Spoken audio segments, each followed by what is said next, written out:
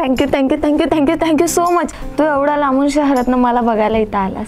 आणि आजींची पण इच्छा होती की सगळं रीतसर व्हावं म्हणून.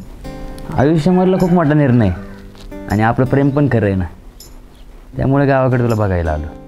आणि जसं मी तुझ्यासाठी या गावात आलो तसं तुला बी माझ्यासाठी एक गोष्ट करावी लागेल. हळूहळू. खालनं कोणी ऐकलं तर? काय हळूहळू?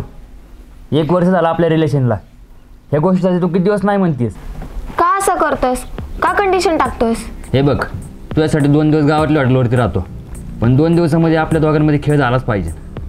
मला काय माहीत नाही, आयुष्यामध्ये माझी एकच इच्छा आहे, माझा जोडीदार रोमॅन्टिक पाहिजे. पण तू दरवेळेस लांबच लोटत गेली आणि इथपर्यंत आलो ना. हेच अशी कुठली गोष्ट जगा वेगळी मागितली? माझ्या प्रेमासाठी एक गोष्ट मागितली, ती पूर्ण करता येणार का तुला? 2 दिवस आहे मी गावामध्ये, पूर्ण करणार आहे का सांग? भूषण ऐक ना, भूषण ऐक ना. लग्नाच्या आधीच भूषण शरीर सुख मागायला लागला. काय करू, कोणाला सांगू, काहीच सुचत नव्हतं. ऐक की रवी. बोल की. भूषण भेटला होता. हा? काय म्हणलं मग? तो म्हणला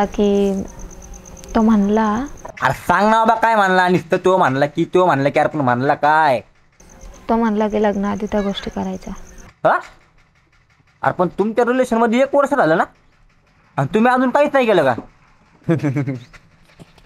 तो बॉयफ्रेंड लय डेंजर आहे ग, लयच कसला मी डिमांड मागतोय तो.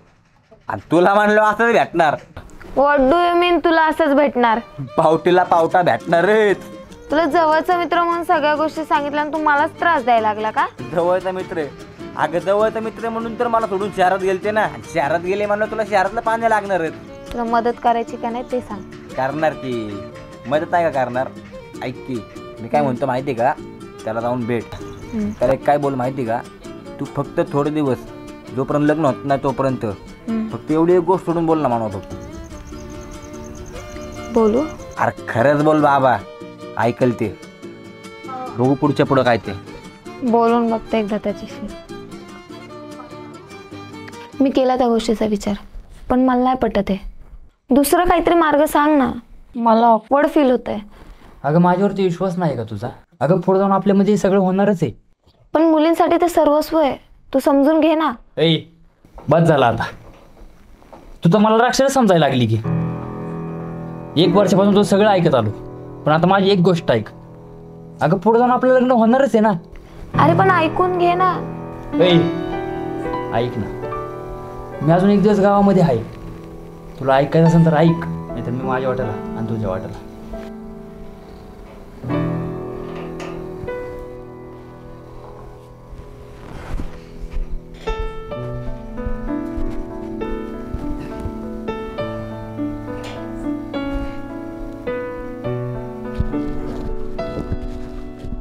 पिऊ काय झालं? काय म्हणला तू?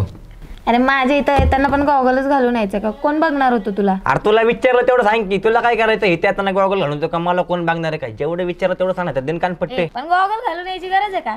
काय झालं सांग. नाही ऐकत आहे. का?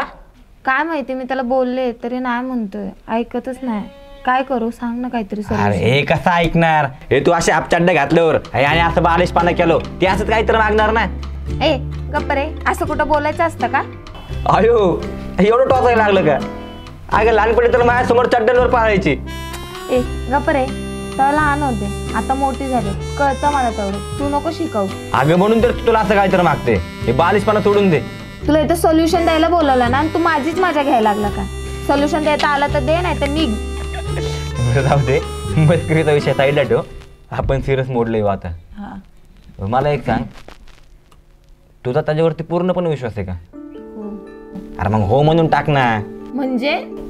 अगं त्याला जर प्रेमाची हीच भाषा कळत असेल आणि तुमच्या दोघांचं प्रेम खरं असेल तर हा म्हणून टाक ना. खरंच? अरे काय झालं विचार करते? नक्की? अरे नक्की बाबा, जा जिले आपली जिंदगी. अरे प्रेमाच्या धंद्यात काय काय तुला द्यायला लागतात. मित्र आहेस ना, मग सोल्युशन द्यायचा, कळलं? रवी सोबत बोलून खरंच खूप भारी वाटलं. त्याने मला भूषणकडे जायचा सल्ला दिला आणि मी भूषणकडे जायचं ठरवलं तर खरं, पण मनात धडधड खूप होती की ह्या गोष्टी कधी केल्या नाही. जसं त्यांनी दरवाजाची कडी लावली मला तर टेन्शनच आलं.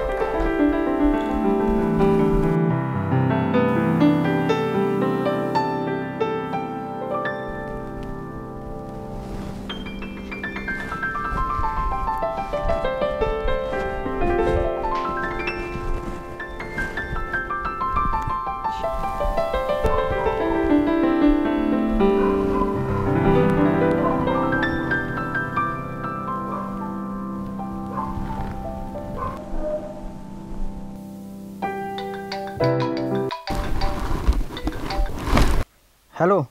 हॅलो. हा पिऊ. अगं ते रावेचा ॲक्सिडेंट झालाय. काय? कुठे? जास्त लागलंय का? जरा खर्चटलंय पण तू ये लवकर. बरं बरं ठीक आहे मी आलेच. काय झालं? रवीचा ॲक्सिडेंट झालाय. खूप लागले का? पायाला खर्चटलंय मला यावं लागेल. तू खूप महत्वाच्या निघून चाललीस. भेटून येते ना लगेच. अगं पण आपण एक झालं होतं की छोट्या गोष्टीवरती निघून चाललीस तू. तुझं दरवाजा बाहेर गेलीस ना तुझं मान आता संपलं. परत कधी येऊ नकोस. आजपर्यंत रवीने माझी खूप काळजी घेतली. माझा जीवलग मित्र आहे. शहरात शिकायला जायचं होतं तेव्हा माझ्या गाडीच्या मागे पळत होता आणि मी फक्त त्याला भेटून येत म्हटलं तर तू नातं संपवायला निघलास. मलाच हे नातं नको. ज्या नात्यात आत्तापासूनच तू नियम आणि अटी टाकतोयस तर पुढं चालून मला किती त्रास देशील. नात्यात नियम आणि अटी नसतात. येते मी. जा जा. परत कधी येऊ नकोस. आता तुझ्या सगळ्या छप्पन पुरेत माझ्याकडे. दूर अशी तो जाऊ नको रात नशेली खेळू नको मनाच्या धुंदीत नजरीत येना. ए रवी. ए रव्या. काय ग? काय म्हणजे तुला काय अक्कल आहे का रे? तू काय केलं ते? मित्राला फोन करून सांगायला होतं का ऍक्सिडेंट झाला म्हणून आणि तू तर एकदा मला धडधाकट दिसतोय. अरे तुझ्यासाठी मी त्या पोराला कायमचं सोडून आले. एक तो स्वतःच जा म्हणतो आणि स्वतःच हे करतो का? तुला अक्कल आहे तू काय केलंय ते? झालं का? झालं का म्हणजे काय झालं का? अगं बघ शांत हो जरा. काय सांगतो? मला तुझ्या आजीनी आणि तुझ्या घरच्यांनी बोलायला लावलं होतं. म्हणजे तिचा काय संबंध इथं? अगं तुझी आजी मला म्हणली लग्नाच्या आधीच तो तुला एवढं नाचवतोय तर मग लग्न झालं किती नाचवेल. आणि तू आजीची लय लाडकी आहे का? अरे तुला डोक्याचा भाग आहे का? आहे का? दिलं का देवानी डोकं? झक मारायला घरच्यांपर्यंत अशा विषय नेतात का? आता घरचे माझ्याबद्दल काय विचार करतील? खरंच तुला इथून पुढे मी कोणतीच गोष्ट सांगणार नाही. बेस्ट फ्रेंड मानते ना मी तुला. बघ तुझ्या घरचे बोलले की अरे लग्नाच्या आधीच असे नियम वाटे असतील तर मग ह्या नात्याला काय अर्थ आहे? हा आयुष्याचा निर्णय तुझ्या आणि आपण घरच्यांना का नाही सांगणार? आणि आपल्या हॅपिडीचं आहे ना हिथंच चुकतंय. हे असले मोठे मोठे आपण निर्णय घेतो ना ते घरच्यांच्या परस्पर घेतो. तो तुला उठताना नाचवणार बसताना नाचवणार. अगं तुझं काय अस्तित्व राहिले का नाही? ह्याच्यासाठी मी घरच्यांना बोललोय. तू लागले मला सांगायला. येऊ मला आहे ना तुझी लय काळजी आहे म्हणून तर मी तुला सारखं सांगतोय. काय खरंच? जर का माझ्यासोबत कुणी लग्न नाही ना केलं तुझं काय पडणार आहे? मी आणि तुझ्या सोबत लग्न कर. हा. आता काही इडी बिडी झाले का बाबा? त्याला गप्प. एकतर तू पुण्यामध्ये होते तर ते बरं होतं. तुला फक्त मिस्त्री करायचं नाही. पियू हे असलं हाफ पॅन्ट घालणं बंद कर बघ. अगं गावाकडलं वेगळं वाटतं ग आणि शहरात गेलं म्हणजे आपलं मूळ विसरायचं नसतं ना. अरे जा जा. माहितीये मला. एक तर तू आधीच घरच्यांजवळ जाऊन पचकलास. आता घरच्यांना कसं तोंड दाखवू त्याच मोठं टेन्शन आलंय.